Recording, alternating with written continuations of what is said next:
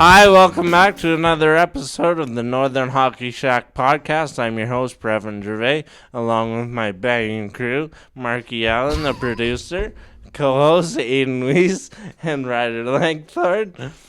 And as always, Brevin Gervais. I think I already said that. Can we get a definition on the word you just used? Banging?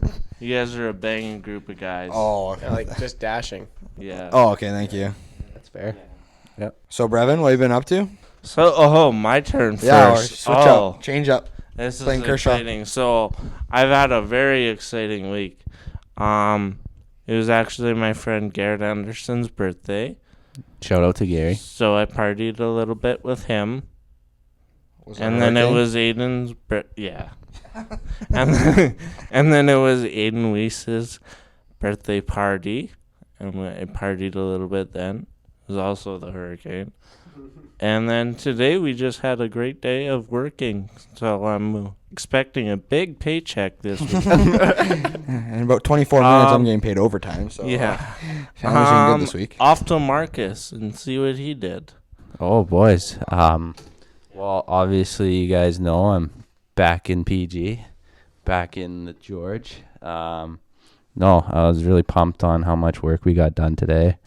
Really getting some progress done on this, I guess we could say, website now. Yeah, website coming soon, I guess. Like it's pretty much done. Like, yeah. So we'll be announcing the release here pretty soon once everything's finalized. Hopefully you guys have some deep pockets because Brav needs his money. Yeah. Well, I know my bank account's going to be dry from buying all this fucking Hockey Shack merch. mine's already dry without it, so negative.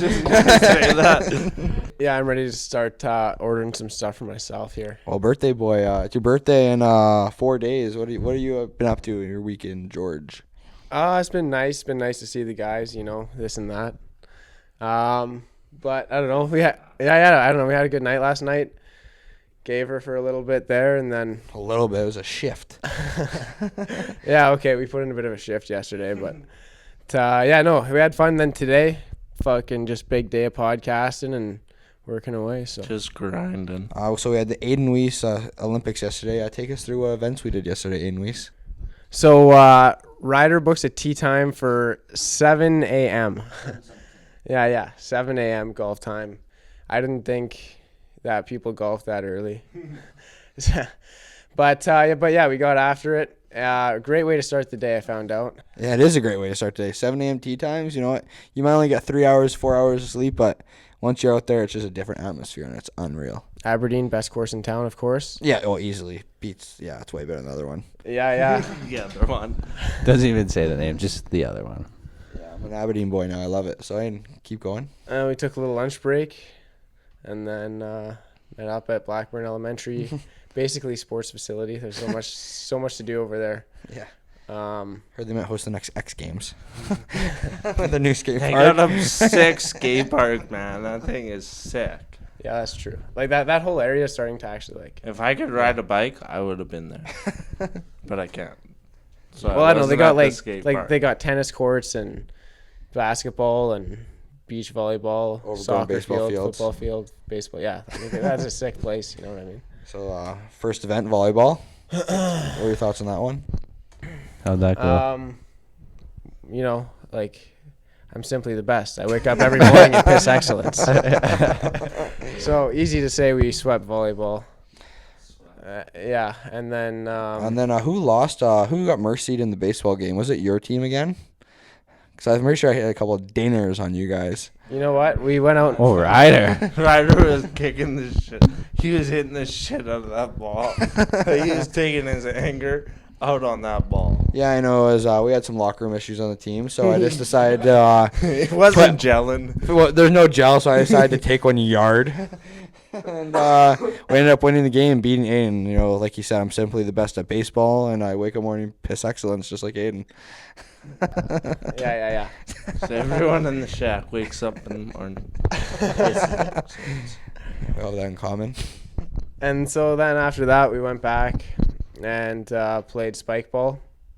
Drinks started flowing. And, Till the wee hours of the night. Spike ball must be the most fun new game. I don't know how long it's been around. That's an intense. I think intense spike sport. ball's been around for a while Has now. it? But like, that was the first time I ever played, and it was a hell of a time. Like, I had a lot of fun. Really competitive. A little bit of yelling. A little bit of The rule changing. rule change. You know, so there's some shoves. There's some trash talk. It was just one hell of a time. Yeah, no, that's the best way to put it. I mean, of course, I won the first tournament. Right? Yeah. That's just came naturally. And then we got screwed in the second tournament. You know what? Brady and Keenan played a great game there. Like, they beat us in overtime, but we thought it was best of 3 series. Turns out best of 1. So we hit the free agency market and decided to retire after that one. Do we forget about me and Lucas's almost dynasty when we were playing horse race in the basement? That was pretty fun. Oh yeah, we were betting on horses in Ian's basement. He has a big track down there, and it was just Massive one hell of a track. time. And you know, it was fun to get back with the boys and hang out. Little Spadesies. Yeah. He was running. Little He was running and gunning the whole time. You know, I have a little topic. Has anyone watched any playoff hockey since the Canucks got eliminated? No. Like, I haven't watched. It's not even like very. Watch highlights. I've watched highlights. I was watching full games like when all Yeah. the fun teams were in. But I find like Islanders, they're a good team, boring. Tampa's probably gonna win. I hope Tampa wins, honestly. Tampa's gonna win. I think it's their year. They've lost for like 10 straight years, so I think they deserve one. And then Dallas is like, they're big and strong, but like meh. And They're up 3-1 right, or fuck, I don't know, as of yesterday or something. I can check. We need to fact check this. No, they're up ladies. 3-1. Dallas up 3-1. Ladies They and won gentlemen, yesterday. fact check. You know, maybe if they played Marc-Andre Fleury every once in a while, they might win a game. But I think they started Three in the zip. series, man. Or not 3 zip. 3-1. I don't know what you're talking about. Yeah. Yeah, 3-1. 3-1. But Fleury played the first game, and they scored 1 goal, and then there was a 1-0 game. So I don't think that's Fleury's fault at all. You're a goalie. What do you think? Fleury lets in 1 goal. They lose. It's not his fault. And Well, it then depends on the how many first shots he shot- got. Like, what if they got It 2 was the shots all first game? shot of the game. first shot of the game went in. After that, he was just a stud. Okay, good to hear. I would say that's still not his fault. Would you be mad at your agent if you There's released no a photo different- of you getting you stabbed in the back? Oh yeah. You'd be mad? Oh yeah, I think yeah. Would you giggle a little bit? Because I thought it was pretty funny. Yeah, you got scored on like what? How many after how many shots? It was the first shot. Oh, it was the first first shot. shot. Doesn't matter if it was the last shot and he got 50 shots in the game. They still lost 1-0. You said? Yeah, I think that Yeah. was 1-0. Yeah, they did. Yeah. So, you know, Vegas, they always So talk either about the way. Canucks. They have like 4 flowing lines that could score, right? Like they said, Reeves could score some big goals sometimes, like Sean Reynolds said. And they just didn't score, so then Fleury doesn't play, so it's unfortunate. Yeah, that is too bad. But I don't know. I don't know a single Dallas fan. Do you guys know anybody that's a Dallas fan? Yeah, Krumsky.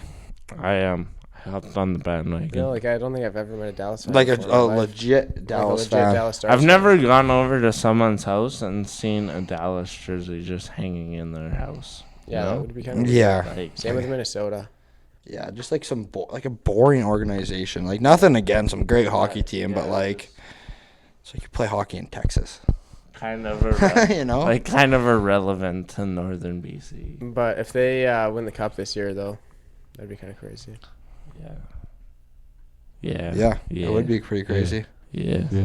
But no one really cares about this year's Ye- cup because the Leafs are going to win next year's one, so The Leafs. they're going to win next year's cup, like We'll Bryberg see what says. happens. I'm interested to see how they look at the end of the offseason. Yeah, I heard we're signing Petrolangelo and getting Marc-Andre Fleury.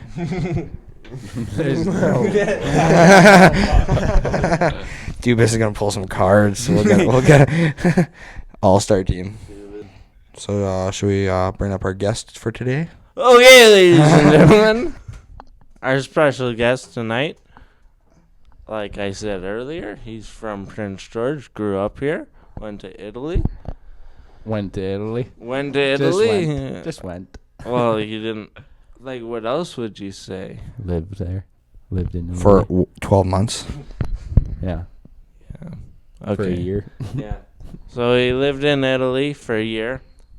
We had his brother on already. Let's see what he has to say, ladies and gentlemen. Here he is, our special guest, Hayden Berra. Hi, ladies and gentlemen. Welcome back to this week's episode of the Northern Hockey Shack podcast. Today we're in the shack for the first time in a long time, so we're very excited to be back here. Very excited to talk to our special guest today. And we got, as always, Marcus Allen as the producer, Hayden Weiss and Ryder Langthorne as the co-host, and your host, Brevin Gervais. And today, our special guest, he's a homegrown boy. And we've had his brother on the podcast, but now we have him to see what he has to say. Ladies and gentlemen, Hayden Berra. Hayden, you have the first question, as always. Go for it, bud. So, Barracuda, I guess we should start off with, I know that you went to Italy at a bit of a younger age, but where were you at in your hockey career before making that switch there? So, yeah, as RJ told you on one of the earlier episodes, we went to Italy in 2005, 2006. I was only grade 6 at the time, so I was still pretty young, 11 years old, just playing whatever the age before that was. I think it was Pee-wee or Adams, whatever the age was then. But yeah, that was a great experience, obviously, hopping over to Italy at such a young age and being thrown into public school and, playing with the local, kids around my age in Asiago up in northern Italy. It was quite an experience. I mean, it's definitely one I appreciate a lot more now that I'm, almost 26 years old and can kind of look back and reflect on it. But, even at the time, though, it was definitely different. It was definitely a culture shock and a ton of fun. So did at school, what are schools like there for elementary school? Like, is the language barrier at all or anything like that?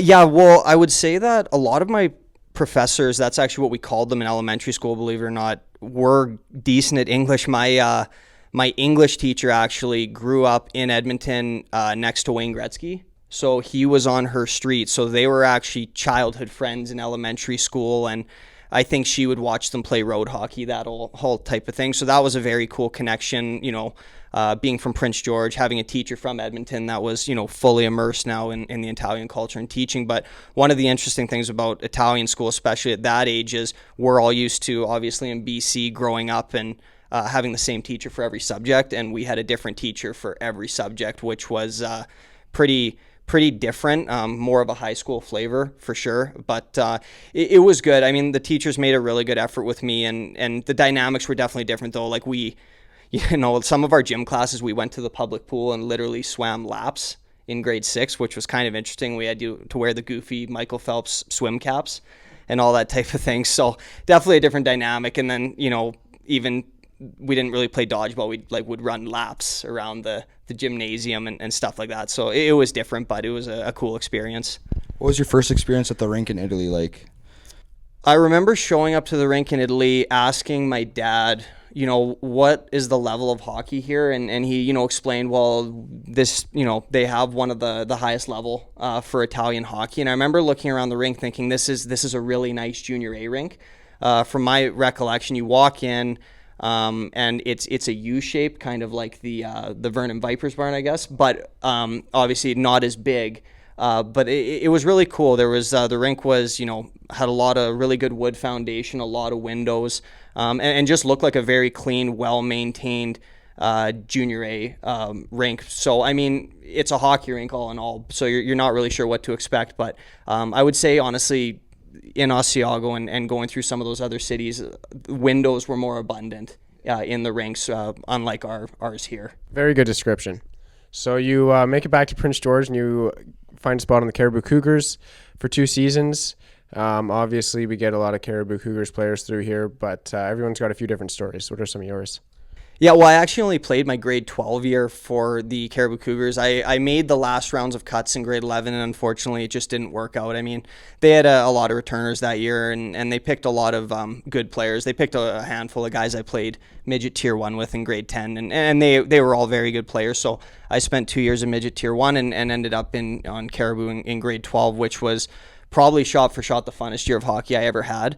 And when you're asking for Caribou stories, I imagine you're hinting at Trevor Sprague. Yeah, always. We get a lot of those. Okay, so yeah, so one of my favorite Trevor stories from when I was playing Caribou was, when you're 17, you're getting treated pretty good on Caribou. Obviously, you're staying eating at nice restaurants, and you're given a lot of leash. So I remember being in a Moxie's, I believe it was. I forget what city. I want to say it was Langley, in one of the hotels, something like that. And I was sitting at a table with Brett Rolston, and great player, played for the Cougars, Nanaimo Clippers, all that. So we're sitting at a table, and Trevor is the head coach, Brian McLean's the assistant. And they go, okay, guys, you can each order an appetizer and a meal. So me being me, I kind of start looking through the menu, and I see, oh, wow, nachos are on this menu. So I'm like, Rolly, I'll get, let's split the nachos and the calamari. So Rolly goes, oh, okay, sounds good. The waitress comes over. She asks for our order. What do you want, the full size or the half? And we go, well, we want the full. So she brings over the nachos and the calamari, and Trevor's sitting at a lower section of the restaurant, and he comes up and he sees, and in obviously using colorful language, politely starts to freak out on me and Brett for ordering essentially 3 appetizers, and he's making a complete scene. Our whole team and the whole restaurant is looking at this, and I was terrified, honestly, at the time. So Brett Rolston was a little more tough than me, so he was asking Trevor we're sorry about this, and I'm just kind of caving at this point. So Trevor gets mad, he storms back to the table, and then Brian McLean comes up, and I'm like, oh no, I have to hear from the assistant too. And Brian actually comes up, and from behind his back he pulls out a plate and goes, this is great. And he starts grabbing all the nachos and starts grabbing all the dips and stuff and says, good job, guys, good job. And goes and sits down, and Trevor's just shaking his head so mad. So that was a good start to that weekend. And so getting into your second season, did you have a particular role that you were kind of adjusted to or assigned Point to, guy. I guess? On the Caribou Cougars you're talking about? Yeah. Yeah, well, yeah, so basically, I played either center or right wing that year, and a lot of the time it was, from what I remember, Eli Jarvis and myself were kind of the interchangeable centermen. So from what I remember, we had a grade 10 line of Logan Styler and Tyler Pavlovsky, and it would be one of us two in between those two, and the other one of us would go in between, I want to say it was Nathan Kraft and Brett Rolston. So that was my recollection of that year. So as far as the roles go, I didn't get any power play time, but I did get to kill some penalties, and I played a lot of 5-on-5. And honestly, it was probably one of my better seasons just in my entire career. I really enjoyed it. I mean, that year we had an exceptional team. I thought we were going to win the whole thing. I think we had the team to do it, but unfortunately we fell short in the final. But all in all, that was a great season. Just everything between the finishing second in the league overall, making the league final, having the hockey program to go to every single week. Was there any notable players you played against in that league that year? That we played against? Yeah, or with. So notable players that we played with. So I played with my best buddy, Josh Connolly, was on that team. Unfortunately, he was concussed for a lot of that season, but unbelievable D-man. Probably one of the smartest, with the best skill set I may have ever played with moving through. And he obviously went on to have a great career in the WHL and then, at UBC after that. Up front, I mean, Tanner Fellstrom was our captain. He spent a little time in Junior A. Nathan Kraft spent some time in Junior A. We had Raymond Graywall, good WHL career, university. Brett Rolston, same thing. So we had a good group with us. We were definitely deep and we were older. I know RJ mentioned how old his team was, and I want to say we were probably the oldest team since that team that had won it before. We had a lot of 17-year-olds. So it was good for me because I was 17. So it's nice to be with guys that are in your classes. And as far as guys we played against Jake Vertanen that year. So, yeah, he was on the Fraser Valley. At the time, they were the Bruins. He was only grade 10, but he was the first overall Bantam pick, I believe. I think so, yeah. So, I mean, we took a lot of pride in kind of giving him a hard time and doing the best we could. Obviously, he was an exceptional player, but at the end of the year, we had Fraser Valley's numbers, so that definitely felt good. Was he big and mean in grade 10 too? He was the whole package. I mean, I remember playing against him. He was grade 10, but he was built like he was grade 12. He, kind of similar to what you might see today, just with him on the Canucks. I mean, that being said, I think he has gotten more into the physical elements now that he's in the pro game. He wasn't much of a grinder, I guess you'd say, back in major midget. But, I mean, he had the skill set. He scored a few on us for sure. But, yeah, I think he was, in a way, kind of adjusting himself as well. I mean, there's a lot of expectations coming, being that high of a pick. Yeah. So you played with Eli Jarvis, who was like debatably the second best player. Do you guys know who won the Caribou roster thing? Like, They never finished it, actually. no? Shout out Caden Fanshaw. So Eli Jarvis, debatably one of the best Caribou Cougars of all time. You had the opportunity to play with him. I don't know if you got to meet Mason Ritchie at all. Didn't. I've met Mason briefly. RJ's dealt with him more, but I have played with Eli. I played with Eli actually. So Eli was on Caribou 10-11, grade 10-11. He's a year younger than me. So when I was grade 11, I was AP'd, and he was on that team. So I spent a lot of time in the hockey program, obviously. Pretty much I was part-time with Caribou the whole year I was grade 11, strictly because of the hockey class. And then I played with him full-time my grade 12 year, his grade 11. And then we actually both committed to Cowichan Valley when I turned 18 and he turned 17. So we were in Cowichan in the BCHL for a little bit together as well. So for your first season with the Caribou Cougars organization, you ended up putting up 13 points in the 14 games that you played there. Did you feel that you didn't get a fair look in tryouts? So that is a complete lie. That I've seen that on Elite Prospects. I don't know where that stat came from. I played 4 games that year and I had 2 goals. Okay, that's still pretty good. In grade 11. That has always been there, and I have no clue where it came from. I feel like they may have misentered someone else's stats. But I mean, I was just AP'd that year, so I had 4 or 5 games, and obviously enjoyed every moment with it. But we had a pretty good team in Tier 1 that year as well, so I was getting a lot of looks down at that level. Yeah, I was going to ask, it's 13 points in 14 games. That's good. That's like first, second line in major midget right there. So yeah, That'd be a pretty darn good AP, I'd say. Yeah, I would say so. How about your one game with the Spruce Kings? How did that come along, and how did that go for you? Oh, that was a dream come true. Obviously, growing up watching the Spruce Kings, with the history, my dad has with the team and my brother playing with them. The coolest thing about that is I got to go up, and I actually had a lot of buddies on that team. Skylar Pacheco, good friend of mine. He's had to go out to Ontario to play U Sport or CIS, whatever you want to call it, hockey now, so I haven't spoken to him in a while, but he was a good friend from school and all those camps. And then Jujar Kara was on that team, and he was a good friend. We took math together, so I always tell people that I'm the reason he passed, even though that might be a little bit of a lie. But I remember, just getting up that year was fantastic, and I knew the whole team pretty much because I was in camp for a good amount of time. I got an exhibition game in, and we played Victoria, and we won. And I want to say I played on a line with, I think Nathan Kraft and I were called up that day, and I forget who centered us, but we had a really good game. I had a good look. I almost scored in that one game. I was supposed to actually get called up another game later in the season, but I was suspended in Caribou play, so from my understanding, when you're suspended in one league, it means it transfers over. So I unfortunately wasn't able to go up for another game or 2. What was the suspension for? I headbutted a guy when I was playing in South Island. We were down in South Island.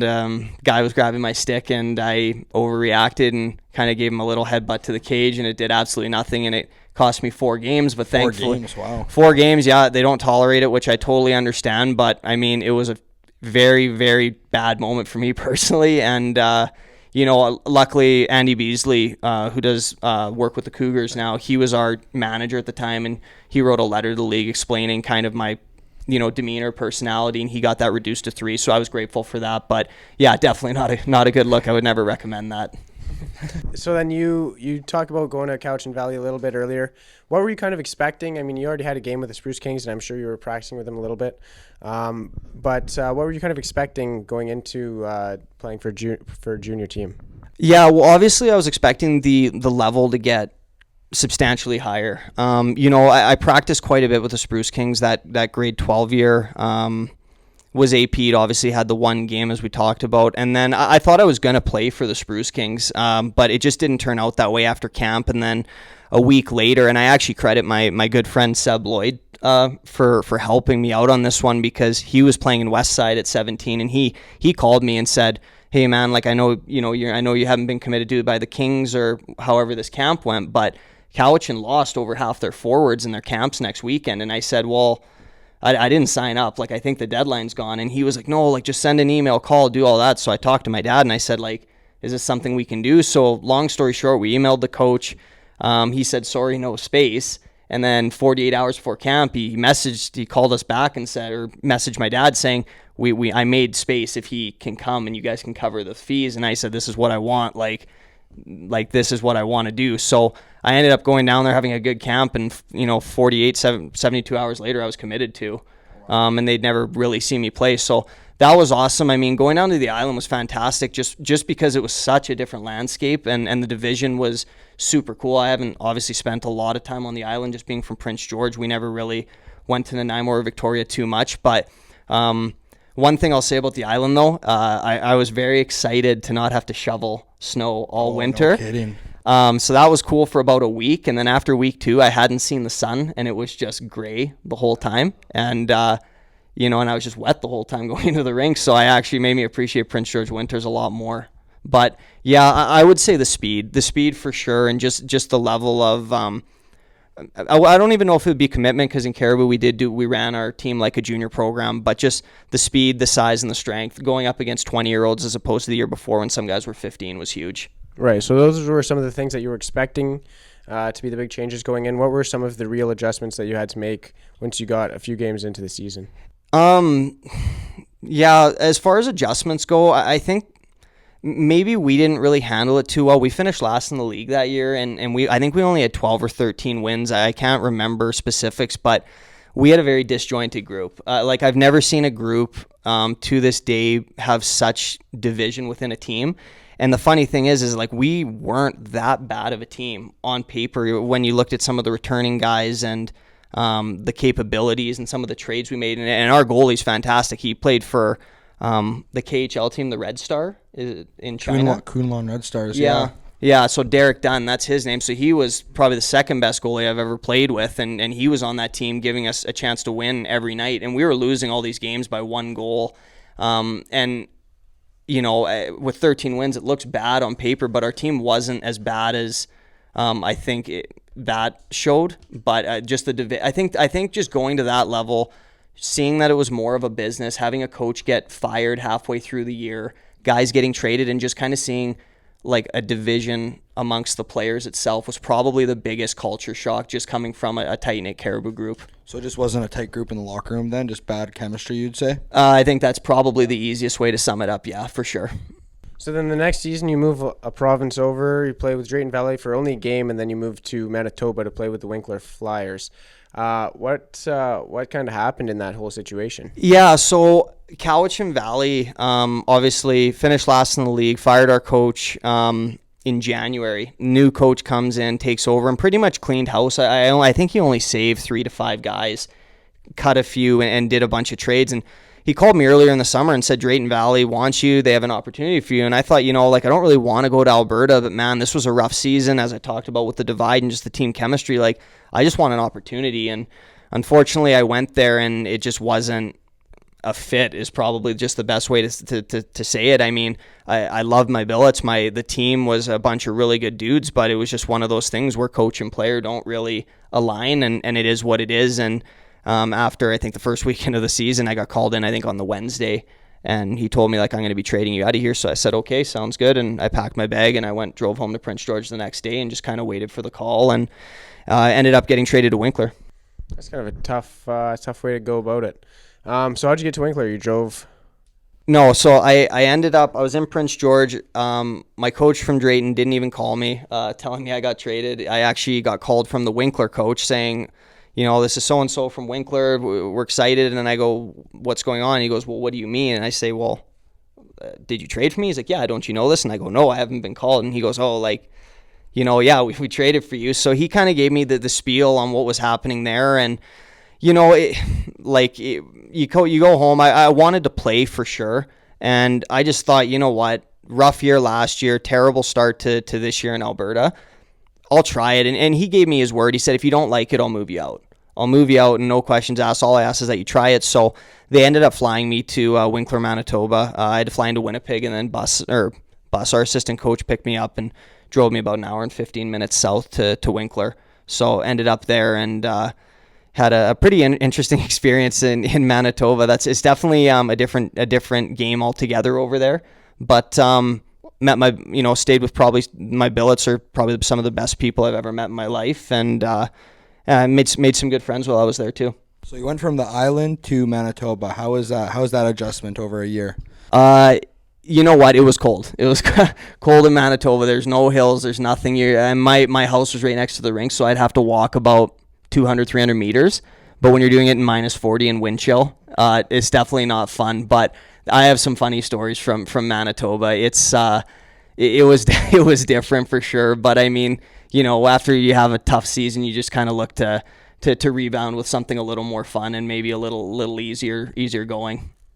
How'd you guys end up making out that season? Last in the division, so year 2 of being on a losing cause. We in Manitoba at the time they had what was called a play-in, so we had to play the Winnipeg Blues pretty much for the final playoff spot in our division. The Blues swept us, and then they went on to win the whole thing. Yeah, so they ended up they're a team. Honestly, you probably would compare them to like the LA Kings when they finished 8th and then won the whole thing, just walked through playoffs. That was the Winnipeg Blues that year. They had a kid, I think he committed to North Dakota, one of the top end schools, and he was like 17. He was really good player. His name's Jackson Keene. I think his dad or something is a coach. Mike Keene, I believe, is his dad or whatever. But yeah, so they were kind of like that LA Kings team that just stormed through playoffs after kind of taking the season off. What was the funniest moment you had in Manitoba, you think? Okay, so I walk into the room after the deadline. So we have our team and our roster set. And I walk in and our captain's in there with these 2 guys that I've never seen before. And I'm looking at these guys and I'm like, oh, wow, like our captain invited a couple of his buddies down from Winnipeg to show him the room. They must be here to watch us tonight. So I go up to these guys and I go, oh, hey, how's it going? And they're like, oh, good. They introduce themselves. And I'm like, yeah, I'm Hayden. Nice to meet you. Like, are you guys Regan's buddies? And they kind of look at me and they go, no, like we're here to play. And there's an awkward silence. And I look at them and I go, what do you mean? Like we the deadline's done. They're like, no, like we just got flown in from Ontario. And I go, but how? Like I just genuinely curious. Like, how is it that you're here? And they're like, well, I'm like, where were you playing? I'm expecting to hear like, oh, the OJ, like the Northern Ontario Junior League, whatever. Oh, we were kind of playing men's league over in Ontario. And I go, oh, like, cool, like, happy to have you. I'm like, what is going on, right? So I'm like, not sure if this is a joke or not. I'm like, we're a junior A team. Come to the rink the next day, and these 2 guys are suiting up for practice. And I'm like, okay, they're coming out. So the one guy came and actually earned a regular spot on our roster because he was 20, he was a decent skater, and he was just very simple and solid. So like he actually rounded out our bottom 6 forwards really well. And the other kid was, I mean, he wasn't in shape. He definitely didn't look like he had played in a few years. So, okay, first practice, and I'm going to focus on the one kid I just mentioned. So he comes out and he lasts for warm-up, and then he has to get off. So we're like, okay, where'd he go? So we do practice, and we go back into the room, and he's got ice taped in a bag to his ankle.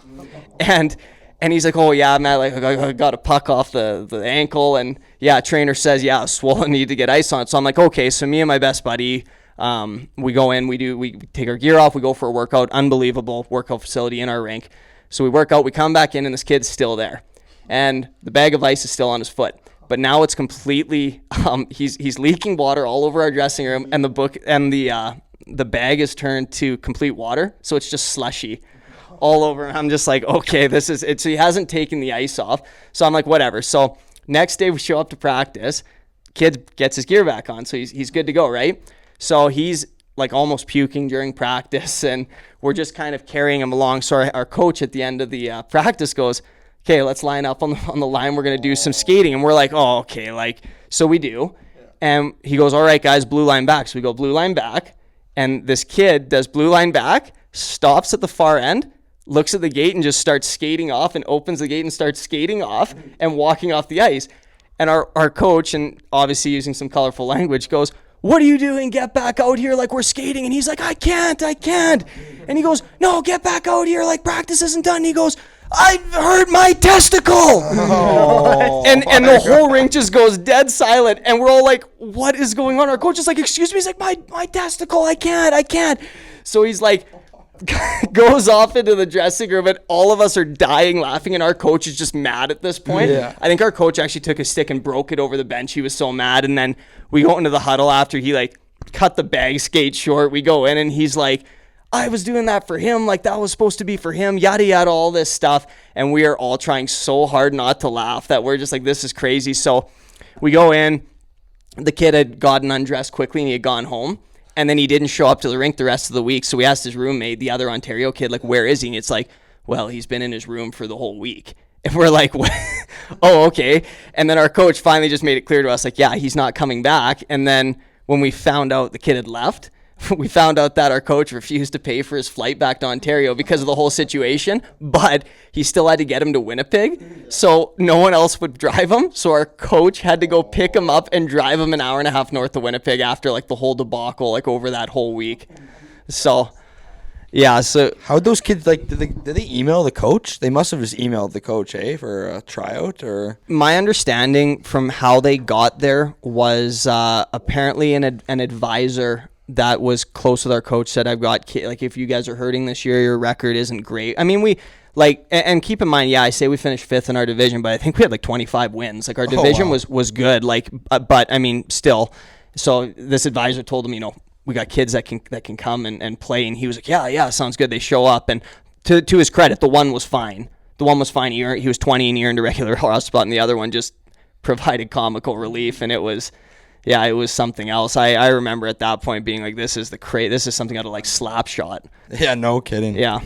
So you mentioned earlier playing with that one goalie who went on to play for the Red Star, and you mentioned that he was the second best goalie you've ever played for. Who was the first? Best goalie I ever played with was in my 20-year-old year in Kindersley. His name's Evan Weniger. He was on Team Canada West, so they play that World Junior A Challenge every year, and he was our goalie. So this kid, one of my best buddies from junior, he's from Saskatoon, and I think he was playing over in Europe. He played a little bit in the East Coast League, but he actually, to give a little context, so he played as an 18-year-old when I was 20 in Kindersley. He backed up. In my opinion, he should have started for Canada West, but I mean, he made the team, which says something. And then that next year, I was actually trying to get him, even though I was done, playing like my junior career. Prince George had interest in him, and I was trying to see if he would come, and I wanted him to come live with me and all that. But he actually committed to Nebraska Omaha as a 19-year-old. And from my understanding, he like split time with the old Spruce Kings goalie. I think his name was Kirk Thompson. In that first year, and then he started the next 3. So the kid was pretty special. He was a decently tall, super athletic, but also really skinny guy. So if you looked at him, you'd never think that he'd be as good as he was. And then he was really, really good. He ended up finishing off in Nebraska, had a really good career there, played in the East Coast League for a couple years. Now he goes over to Europe. Was he a normal guy in the locker room, or was he a little superstitious, you could say? He was hilarious. He was one of the more normal goalies I've ever played with. I mean, him and I gelled well. The whole team absolutely loved him. I mean, it definitely helped that he was as good as he was. Yeah. Definitely hard to score on in practice, but no, he was on the normal side. That's awesome. So then you move, so we haven't gotten quite there yet, but then we move into Grand Prairie, back to Alberta. And so why did you end up leaving Winkler there? So Winkler, I played the whole season. The story I told you about the 2 Ontario guys, that was, whether it was conscious or not, was when I decided I can't do this in my 20-year-old year, just because it's not real life. It's not anything I've ever understood about working hard and staying in the game and playing at a high level. It was too crazy for me. So I respectfully asked my coach, could you move me closer to home, particularly Prince George or Grand Prairie would be great, 2 closest places. And Grand Prairie was on the downfall, and they got a new coach, and it just so happens that my brother's coach in Marion in Wisconsin knew him quite well. So he put in a good word for me, and one thing leads to another. I got traded to Grand Prairie, which was amazing. So my 20-year-old year, I started off there, got some good opportunity. Unfortunately, our team wasn't the greatest again. So, I mean, strike 4, I guess, kind of in this story. So team wasn't really the greatest. So, I mean, naturally what happens when you're not great? I mean, the older guys start to kind of funnel out and the younger guys start to funnel in. And, not my favorite place to play or kind of be, for sure. Again, like, there were some guys, obviously, like any team, you meet them and you gel with them well and whatnot, and you take those experiences with you. But yeah, I was there from, all of August till the December 1st deadline. And that's when I got traded to Kindersley because we had kind of a mutual parting between me and the coaching staff. And that just kind of led to Saskatchewan. Did you ask to go to a winning team for that trade? I just said, at that point it was really tough. I mean, that was one of the hardest mental experiences I ever had, was playing in Grand Prairie, because I was working hard. I was trying to lead by example, doing everything I can. And man, like, I can't tell you, like, the 20-year-olds were dropping like flies. And before we were dropping like flies, like, we were just getting outright scratched. Oh, wow. Which was really, like, like, you take a lot of pride in what you do, and now you're the oldest guy, and now all of a sudden you're sitting in the stands. I mean, in my 18-year-old year in Cowichan, I didn't get scratched once. So, I mean, it is what it is, but there is humiliation that definitely goes with that, and it pushes you to kind of your breaking point at a certain point. So that's just kind of when I said uncle, I went in and said, literally, if you guys want to fix this, I'm down to break bread and we can move forward. And they pretty much said, like, ball's in your court. And I said, okay, well, if that's the way it's going to be, like, can you please tell me what my options are? So I had an option in the Maritimes and then one in Kindersley. And Kindersley at the time was number 1 in Saskatchewan. I think they were number 11 in the country. And they were going for it. So I said, yeah, I'll go there. And so how'd that turn out? I mean, obviously that's the right choice to make in your last season. So yeah, so like I said, at that point, no confidence. You're kind of leaving your 20-year-old year thinking, like, why am I even playing at this point? So I'm driving to Kindersley, pretty emotional, tough turnaround, 24 hours. Like, it's like, pack your bag, you're going to Saskatchewan. So I drive all the way from Grand Prairie to Kindersley. I get there. Coach kind of has a little debrief with me. He did a lot for me. He was a really, really influential person kind of at the end of my hockey career there. And he gave me opportunity. I mean, I walked in there and he asked kind of, what do you see for yourself here? And I said, hey, man, like we've talked about, I'm kind of 0 for 4 with winning teams. I'm excited to be on a winning team. I'll do what you need me to do, and let's go win a championship and just let me know what I can do to make that happen. Because right now, that's all I care about. I don't care about next year. I don't care about college right now, whatever. That'll take care of itself. Let's just win a championship, because I'm excited to actually be somewhere where that's a possibility. So him and I got off on the right foot right away, and things started looking good. Teams were calling from colleges and stuff, and things started picking up. And then so December 1st, then all of a sudden on January 30th or 31st, whatever it was, we were playing against Melville, looking to close out the game. There's a minute left. I get the puck on the right boards, and I chip it out. The D-man steps down to pick me off, and he runs through me, and he gets me with his knee in my quad. And I think, and I remember bending over, like, wheezing pretty hard, and I go to the bench, and coach tries to send the trainer. I shoo her away. I skate on the ice after. We win, I get player of the game from my coach. We actually had a really cool real wrestling belt, like that they use in the WWE, but our coach ordered it custom, so it had our logo on it, and the SJHL like logo, and like the province, like the outline of the province. So this thing was heavy duty. It was super cool. So I won that, and I'm like, man, this Charlie horse, it hurts, you know what I mean? So I'm like, whatever. So I ice it, I do all that necessary stuff, and then I stand up, and all of a sudden my leg kind of seizes, and I can't dress myself. So my teammate had to help me dress, and I call my dad, and I'm like, oh, this Charlie horse is really bad. Like, it's really bad. And he's like, it's a Charlie horse, like, and like anyone would say. So I'm like, okay. So I get in my truck, and I drive home with my left foot because I can't, like, move my right leg. And then my billet literally carries me downstairs, like, one arm over his shoulder. And he's like, are you sure? Like, you're okay? I'm like, yeah, I'm good. So we put ice on it, and all of a sudden, like, the adrenaline kind of wears off from the game, and all of a sudden, boom, it hits. And I'm, like, sitting there, and all of a sudden, like, I'm like I start, like, exasperating, and I call my billet, like, from upstairs. I was like, you need to take me to the hospital now. So he picks me up, somehow gets me up the stairs, puts me in his truck, and I had to go on my forearms in the back because I couldn't bend my legs. So it was like trying to fit like a table in your truck. You know what I mean? So I had to do that, and then they put me in a wheelchair and did x-rays. There was nothing, no breaks or anything, but my leg kept getting bigger and bigger. So at this point, it's about getting close to midnight.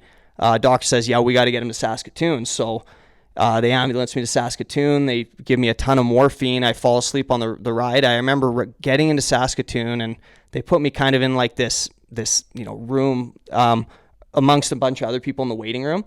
Doc comes in, and I remember he almost dropped his clipboard. He saw the size of my leg, And I remember just like, I'm on morphine, but I can tell the facial expression. And he goes, okay, yeah, give me a sec. He comes back with this rod. He sticks it in my leg and takes it away. He says, give me a sec, comes back, and he comes back like pretty pale. And he goes, okay, like, now we're going to go now. We're going to do surgery now. That's how he says it. And I'm like, so anyway, they're like, okay, like a bunch of nurses come out, wheel me into this operating room. They, put me to sleep. And I wake up and the side of my quad is completely cut open from my knee all the way to the bottom of my glute. And my leg is like triple the size of the other one, and the muscle's sticking out, and they've got a tube in there with a vacuum sucking the excess out. So essentially what happened, the doctor comes in after and he goes, yeah, so surgery went good. And I go, okay. And he goes, so yeah, you've got compartment syndrome. It's where like you suffer a blow that too much force hits, and the body sends too much fluid to recover it, and it can't help it. He goes, but this can't happen in a quad, but it did. He's like, that's how hard you got hit. He's like, you would have been better off to break your femur. So I was like, okay. Wow. And he goes, and then he just sneaks in. He goes, yeah, so, like, if this hadn't been handled like right away, you maybe lose your leg. And then he kind of pauses and he goes, or die. And I'm just like, oh my God, like, thank God they did it. So anyway, like I was in Saskatoon Hospital for a bit, got transported back to Kindersley. I was in the hospital for 28 days, and that was my season. That was my junior career. That was the end of it. So it pretty brutal way to kind of end it. But because I mean, we, my parents were asking, do you want to come back? Do you want to come home and whatnot? And I said, no, like I think we're going to win it. And unfortunately, we lost in the semifinal. But I mean, I was in the stands for the whole thing. So. At that point, at least I was off crutches and kind of walking, hobbling around. But I mean, it was definitely a tough look not to be able to try to contribute to a championship there, especially in the playoff run. That was one of the craziest injury stories I've ever heard. Yeah, no kidding. So after that, was hockey kind of done for you after that injury? So if the injury hadn't happened, I probably would have continued to play. I had 2 offers from the BC College League. So just like the SFU, UVic, just the local collegiate league. And then I had 2 offers from Div 3 in Wisconsin, including RJ School, which was super exciting. And I probably would have taken it without the injury because like I said, I got to Kindersley, I had a role, the coach believed in me, we were on a winning team and things were fun again. And then this happened. And then, I thought, 4 teams, 4 teams or 5 teams, 4 team or trades later. And this injury. And also too, I shattered my finger when I was playing in Cowichan. I played 2 games with that, which was a terrible experience as well. But so basically I'd just been through the grinder mentally and physically. And at that point, I just thought school was kind of the best route to take moving forward. 5 teams, 4 provinces. That's everywhere for junior. Yeah, the ongoing joke I always tell people because they're like, "Oh, you're a suitcase, eh?" And I go, "Oh, did you score a goal in every Western province?" I think, exactly. I don't think you did. You touch every province. Yeah, little experience everywhere. Yeah, it's pretty awesome. Yeah, exactly. So you didn't spend too much time in Saskatchewan, but did you have like a favorite place to be? Really, a favorite province, I guess. Kindersley. Yeah, in Saskatchewan. What that place taught me, I think the population there is about 3,000, 3,500. And what Kindersley taught me was if you are in a winning environment with good billets and surrounded by good people, a good coaching staff, and guys you genuinely want to go out and play for and care about every single night, you can be in Hickson, BC. If you're winning, nothing else matters. Especially in those environments. So I have a soft spot for Saskatchewan and Kindersley in general. How much fun was it watching not fun, I guess you had to be playing, but watching the boys succeed on the ice, making semifinals? Obviously a disappointment not to win, but semifinal run's pretty solid. How was that for you to watch? You know what? It was fantastic. I mean, one of the best memories I have was I got to go watch a game after being in the hospital, and I had to go back to the hospital after, and I was in a wheelchair with an elevated leg. It was ridiculous, like wearing just blown out Lulu pants and stuff. I couldn't, and whatever. So I'm sitting there. It's hurting like crazy. I'm so happy to be at the rink, and we won in overtime. And this was wasn't in playoffs, but it was just before. But the guy who scored went up to me and like pointed to me and jumped into the glass, and then our whole team came and crowded around the glass and was banging on it and pointing at me, and crowd was going nuts and stuff. So that was a really special moment, one I'll definitely remember. But the playoff run was great. I mean, we swept Battleford in the first round and gave Notre Dame a good run, and they unfortunately, for them, they lost in 4 games to Melfort that year, who went on to play, I think they actually made the RBC Cup that year after Westerns. But it was really too bad because Notre Dame had our number that year for whatever reason, but we had Melfort's number, the team that ended up winning. So I think if we could have got through Notre Dame, I think we could have beat Melfort. But, I mean, just wasn't to be. So let's change gears a little bit. We'll get into coaching here. Few years later, you get into it. What was the decision to get back into it? I mean, obviously a passion for the game, but... Yeah, well, my first year of coaching was, I think it was 2016-17 with the midget tier ones, and I got a call from Justin Fillion saying, I'm head coach of the midget tier ones, RJ's on board, I want you and Renzo to kind of split that third position. And I thought, you know what, I'm a year removed from junior, so I'm whatever I am, 21, 22 at this point. I'm not ready to be a coach, but I'm thinking, you know what, with these three guys, my dad, my brother, and then the closest thing I have to a brother outside of immediate family, I'm like, this could be a good opportunity to kind of learn some things, right? So Justin gave me that opportunity. I took it and just kind of watched those three kind of work more than anything, and tried to just chime in when I could with the players we had, and obviously, we won provincials in the end of it. So, I mean, it was a very successful season, and it was just a good way to kind of to start off, obviously. Was that the Chase Chirac third overtime winner? That was the Chase Chirac third overtime winner. Wow, so what a game. I was so tired after that tournament, and after that final game, I had to go to a university course the next day. I slept for 2 straight days after that, and I felt like I had been kicked in the head by a horse because I was so exhausted after those provincials, and especially that final game. So that was one of the best nights of my life, for sure. I remember I was there, and Jake Sweet made that one save. I don't know when it was. It was in overtime at some point. So, but there's a video on YouTube about it, and you see your guys' reaction. You're like, oh my god. So Colton Kitchen turned that puck over. Yeah. And what he did was, he's left-handed, so he comes down and he, without turning his body and putting all his weight into it to go glass out, he just kind of feathers it off the boards for a nice little bank pass to their guy. He comes in, Jake bails him out. And I think at this point, I want to lose my mind, right? Jake just bailed us out. Colton comes in and he's stunned, and he's kind of smiling, but kind of oh, that was close, eh? And I look at him and I go, Colton, we turn into the puck. We turn into the puck and we either eat it or we chip it off hard. None of that, okay? Keeping it together. Renzo was like, yeah, Colton, all that. And he's like, oh, yeah, I can do that. And everything. So that was a funny moment for sure. But yeah, Jake's save was something I will never forget. It's on YouTube, this video. It was just that was unreal hockey. Absolutely. So then you stayed with the system through the 19 season? Yeah. So the year after, I was working hard to get into law school. So I was doing my finance degree at UNBC, and I just decided to take a year off from coaching just to kind of really push my grades as high as I could. Just because applications and other testing was needed to be done to try to get into law school. So, I got a call from Tyler Bruff once they knew they needed a coach in 2018. And obviously my brother was running the forwards. Tyler was running just the bench in general, and they needed a D coach, and I jumped on it right away. I said, absolutely. That was, Caribou, when I look back, was the best year of hockey, and from a pure enjoyment standpoint, and the fact that I, was asked to coach them was kind of like a dream come true. It was something, even at 17, I always knew, if I ever get the chance to come back and coach this team, whenever that may be, I'll do it. So that was an unbelievable year. Provincial championship year as well? Yeah, we beat Fraser Valley in the final. Spanked them too. Yeah, we really locked down the D zone. Xavier Cannon did an unbelievable job for us in net, and even the series before that, we played the Chiefs and brought it to Game 3. We won Game 2, and I think it was overtime. Who scored the goal? What's his Curtis Hammond shot, Hammond, but Brophy tries to claim that it hit him and went in. I mean, regardless of how it happened, it happened. So that was a wild playoff run. Yeah, on 0-1, Hammond scores. You guys win Game 3, then you go all the way to win the chip. Yep, that's exactly it. Yep.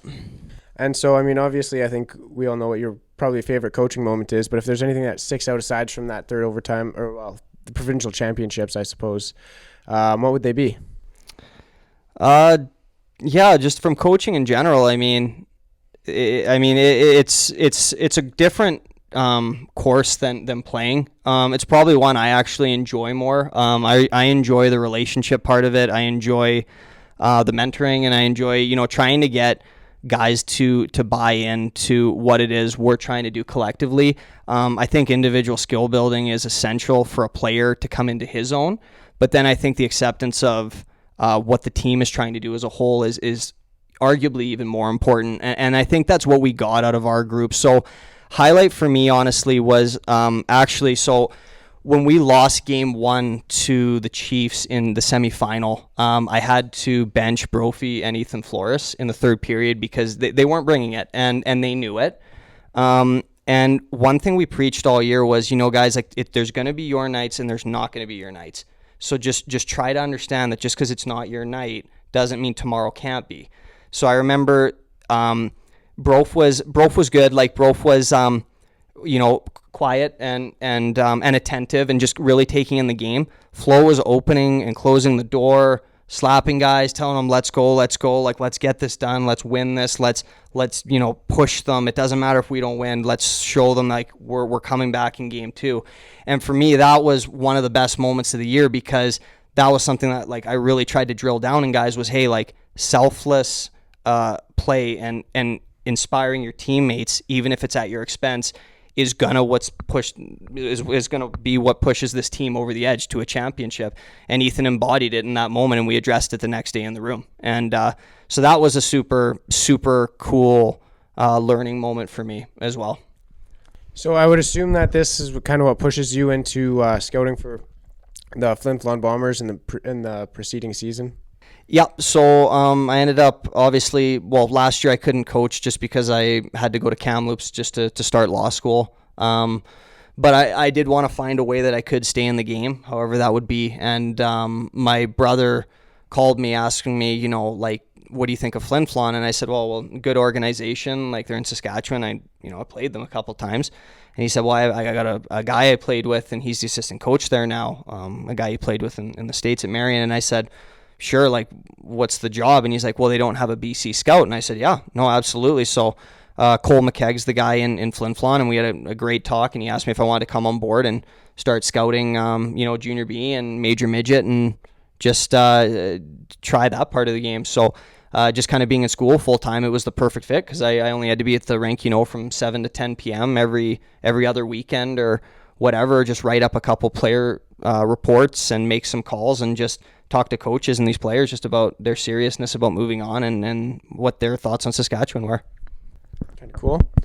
So as far as career-wise, do you guys got anything else over there? So it sounds like you got hit by a puck quite a bit in your coaching career from what I was told from our sources. Yeah, your source is RJ. And, yeah, exactly. And yeah, he's correct. So I've been hit numerous times by pucks coaching. I have terrible luck on that end. It's like one of those things, it just doesn't leave you for whatever reason. So first time I got hit was I got asked to step into a drill in Tier 1, and I had to play on Noah Goyer's line. Oh, my God. What a guy. So, Jakubowski was in. Actually, it was Noah and Jackson Daniluk, now that I remember. So, Aaron Jakubowski's in net, and I go in, and I forget what happened. I think I shot the puck, and then Noah tipped it up, and then Jacko blockered it and smoked me in the face, and there was just blood everywhere, and like I had to get like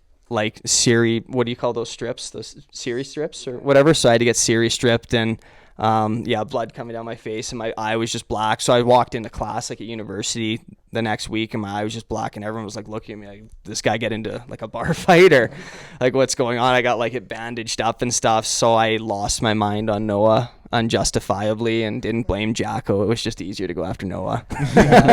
So that was the first time, and then second time was actually game 1 of the season. We're playing the Valley West Giants. So it was my first game coaching Caribou. So obviously there's some nerves, a lot of excitement, and I think it was Jacob Gendron just got the puck and turned at the bottom of the circle and took a full-on slap shot and just smoked me in the back, and I was just like, and it was funny because I remember just biting my tongue, being like, don't show pain. There's people here, like whatever. And all I hear at the end of the bench is, "This always happens to you. Yes, this always happens to you." I'm like, RJ, take a hike.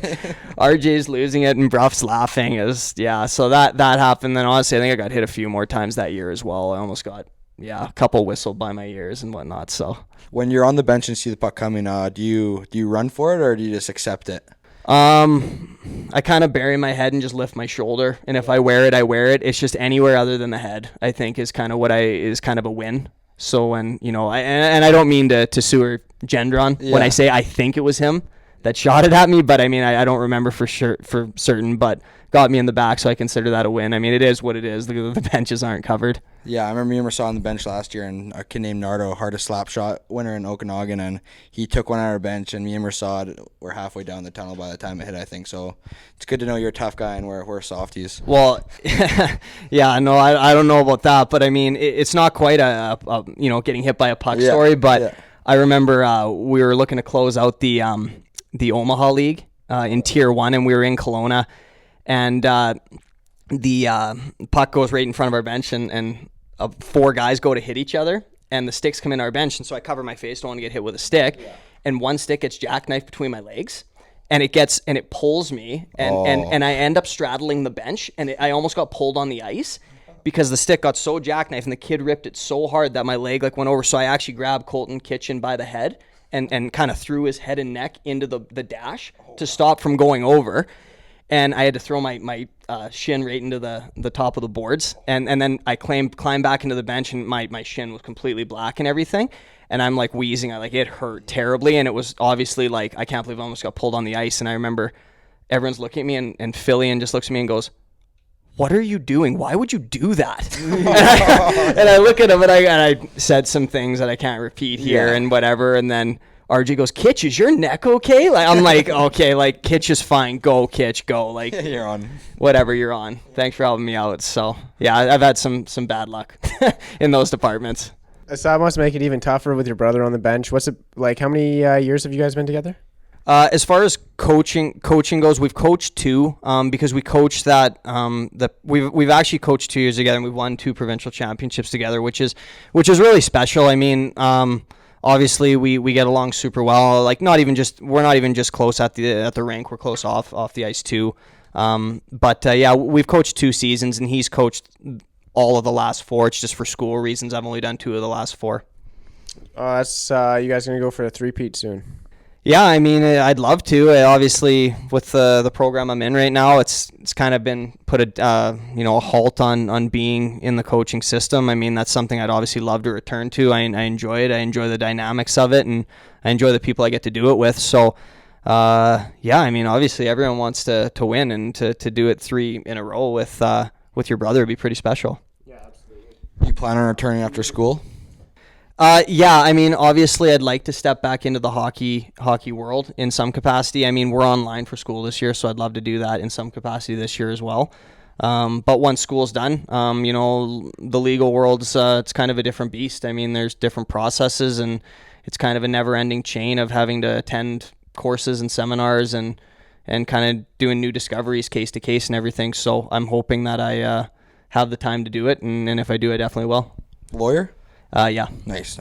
No, I mean, if you want another injury story, I can tell you about how I played with this finger shattered for 2 games, and they poked holes in it and shit.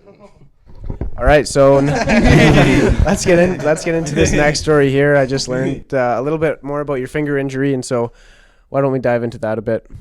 Yeah, the finger injury. So believe it or not, the finger injury hurt more than the exploding quad. If I can believe that. And I learned after the fact, and this, just bear with me here because there's some layers to this story. So we're in Nanaimo, we're playing the Clippers, and my parents and grandparents had showed up, and this is the first and only time they were coming to the island for the year when I was 18. So I'm warming up, and I remember distinctly going to my backhand and roofing it, and I peel off, and all of a sudden, boom, a slap shot hits me right on my middle finger on my right hand on the fingertip. And it was a guy named Steen Cooper, unbelievable hockey player. He played on like Canada West, and I think he played at Minnesota Mankato, one of those teams. Played for the V's for a bit too. Really good player. Anyway, he hits me in the finger, and I remember going to the bench, I kind of shaking my hand off, being like, oh my God, like that just absolutely pounded me. So I skip warm up, and I go into the room, and trainer looks at it and goes, "You're fine." Literally says to me, like, "You're from Prince George, aren't you guys supposed to be tough?" Blah blah blah, all this stuff. And I go, "Yeah, no, I'm tough. Like, I'm tough." And my coach is there, and they're like, "Oh, it doesn't seem like it." Blah blah blah. I'm like, "Okay." Like, so I'm like, and she's like, "Yeah, okay, your finger's getting a little big. Like, let's." So she takes out a lighter and a sewing needle, and she lights it and jabs 3 holes in my nail. Like, drills 3 holes in my nail, and they start spurting up like a waterfall, like because of the blood inside. and gives me 3 Tylenol and says, yeah, no, this will numb the pain. You'll be good. So I go out, and all of a sudden, like I start tearing up during the anthem, and the tears turn to like legit tears. And my line mate's like, man, are you okay? I'm like, no, I'm fine. Like, just like, I'm like starting to see like black and stuff, like, because it hurts that much. So I'm like, whatever. So I go out and I take a draw, and boom, I take the draw and my finger explodes. So I had to rush off, and I sprinted down the hallway into Nanaimo, and my coach is like, what are you doing? Like, you just left your man and blah, blah, blah. I'm like my finger, like all that stuff, right? So she comes over, she looks at it, like I got tears in my eyes, like it hurts that bad. Have you ever hit your finger with a hammer? It's the worst thing ever, right? So I start icing it. I literally had to play it. So like if you had looked on that game film, my bottom hand, so my dominant hand, my middle finger was extended like this, like I was fingering someone but holding the stick because I couldn't have it on the stick. And I had guys in the other team ask me like, dude, are you okay? Like, I'm like, yeah. And I was like blacking out during the game. It hurt that much. So after the game, Steen comes up to me. Hey man. Hey Steen. Sorry about the shot. Walks away. And I'm like, yeah, man, like no worries. Talk to you later. Whatever. So I go get an X-ray the next day. My fingertip is in 3 or 4 pieces, and the bone's on top of the knuckle. And my fingertip is bigger than my thumb at this point. So I got to play the next game because my parents are there and my grandparents.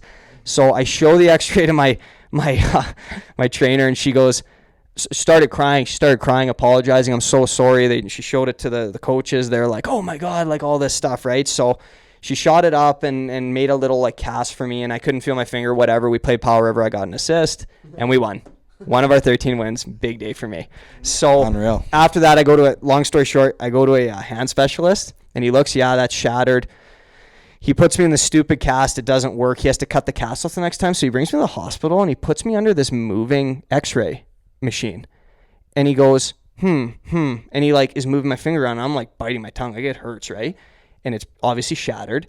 He shoots it up, and he freezes it. And then he takes like a knife, like one of those scalpel knives, and he cuts my nail, and he flips it up. And he goes, oh, that didn't do anything. So then he takes a rod, and he sticks it in the end of my finger under the X-ray and starts moving the bones around. And I'm like sitting there watching this, like kind of like, I don't feel this, but this can't be good, right? So he does it, and long story short, he goes, I got to Mickey Mouse this. I don't know what to do. And he's a hand surgeon. So I go, okay. So he takes this needle and this like wire thread, and he sticks it in my finger, and he just wraps like a circle around it really tight to keep the bones together, pushes my nail down, kind of wraps it up, and gives me a prescription for antibiotics. And he says, okay, like follow up with me on Wednesday or whatever it was. So I go, okay. And so it's frozen, right? So I go home, and then I wake up at 3 a.m. The freezing's worn off. He didn't give me painkillers. I woke up, and have you guys ever been to like a rock concert where your ears, you can't hear anything? Yeah. Take that and times it by 10 from the pain in my finger. So I get up, and I like almost fell down the stairs. I go upstairs. I call my mom. I'm like, I think I have to go to the hospital. Like my billet mom comes out. She drives me into Duncan to the hospital. Long story short, doctor takes a look at it. A different one, just one of the on-call ones. And he shoots coolant into it, like just to numb my finger. And he goes, oh, I see your nail's been lifted here. And I tell him the story about what the doctor did. He goes, oh, yeah, like lifting nails, that's how they torture people in like Taiwan. And I go, no, that makes sense. So he sends, so he sends me home with painkillers, thankfully. And I didn't know about, so I was on the shelf for like a week. And what I learned actually after from talking to some of these doctors was the only place in your body that's more sensitive than your fingertips is like the roof of your mouth. So like imagine like skating around, like trying to shoot pucks with a broken fingertip. Like it's like hitting it with a hammer times 20. Like it's brutal. Like when you like jam your toe in the door or like anything like that. Right. So I was getting a hard time from my coaches and my teammates and stuff, but like, man, that was the worst pain I've ever been in. So, and to cap it off with like all the whole, like kind of ridiculous surgery I kind of went through and all that was, definitely a rough night. You got the doctor from Kunla KHL team. Something like that. Yeah, something like that. So then another injury that you've sustained throughout majority of your life. We got another story from RJ. I don't know really how this one works, but RJ gave it to us. Told us to ask you about it. The Xbox in the shin. Yeah, so RJ was my roommate for probably about 22 years of his life. What does that make me? I guess I've been like 18 for me. So we obviously kind of got at each other for a little bit. And when RJ was kind of in the last years, and you have to keep in mind, like, this is a full-grown man. He's like 20, 21 years old, but he's still a child. Yeah. So I remember being so exhausted after, I don't know if it was practice or whatever, that I went home and just immediately like got changed and dove into my bed. And boom, I smoked my shin on something in my bed. And I like look it up, and RJ planted our old Xbox in it. He thought it was absolutely hilarious. So I jump in the bed, and I'm like, and all I hear from the other room is just dying laughing. He's like, yeah, I got you, like, whatever and stuff. And I was like, that's so he's just the dumbest humor ever. So then of course he waits a week or so, and he sticks it in my mom's pillow. And so she goes down and she goes, boom, smokes her head on the Xbox, and all we hear upstairs is, RJ, like, are you kidding me? So that became like the running joke, was just planting the Xbox in people's beds where they might potentially hurt themselves. A pillow, hey, that's awesome. Yeah, that's what happens when you get tired at the Berra household, is you just start thinking of the most absurd things you can do, and you do it. Renzo must have some good pranks on his hand, hey? Does Renzo have good pranks on his hand? None that actually come to the front of my mind. No, it's usually us just kind of giving him a hard time and just pushing him to the point where he just buys into what we're doing. Yeah, So him being obviously a big part of the PGSS program, have you played a bit of a role in that at all? Yeah, so I've kind of been a fill-in in the last couple of years. Like, obviously, since I started coaching and gotten more comfortable, being behind the board, running drills, and I took a lot of pride, honestly, when I was in that program too. Like, just for what he was trying to do and what he was trying to build. So I wanted to be, someone that kind of helped elevate it, which I think I did when I was, grade 10, 11, 12, just from the effort I put in and whatnot. But yeah, I've stepped in and run some classes when teachers are sick, or when he kind of needs a secondary to push pucks or whatever. I rarely say no to opportunities to work with PGSS or Caribou in whatever capacity, whether it's go run a practice, come to an evaluation weekend, whatever. Last thing on the list, we got to ask about your Twitter handle. I threw a bit of a shot at you at the beginning of the podcast there. Barracuda91. I mean, it kind of makes sense. Rings with your name a little bit. How'd you get it? Did you come up with it, or? I just thought it was really cool. Yeah. I mean, Twitter was actually was when it was new and kind of the big thing. I remember just, like, I was setting it up, and I was like, well, looking through, like, you look at Biz Nasty and all these cool names, so I want to be cool. So I mean, obviously, I started thinking, and I was like, isn't there a fish called like a barracuda? I'm like, that sounds pretty cool. And then Sergei Fedorov was my favorite player. That's why I wore 91 growing up. And then sure enough, Stamkos became my favorite player. So so Barracuda 91 kind of is where it stuck. And obviously, I don't know if it got praise from Hayden over here, but I mean, I like it. I saw it and I was like, that's pretty cool. Yeah. Okay, I guess I'm the odd man out. Yeah, there you go. Next one. Should we get to Brev's Hot Minute? Hot minute time? Okay, so I'm going to ask you 5 questions. Just try and answer them as fast as you can. They're pretty easy questions. So the first one is, what's your favorite song?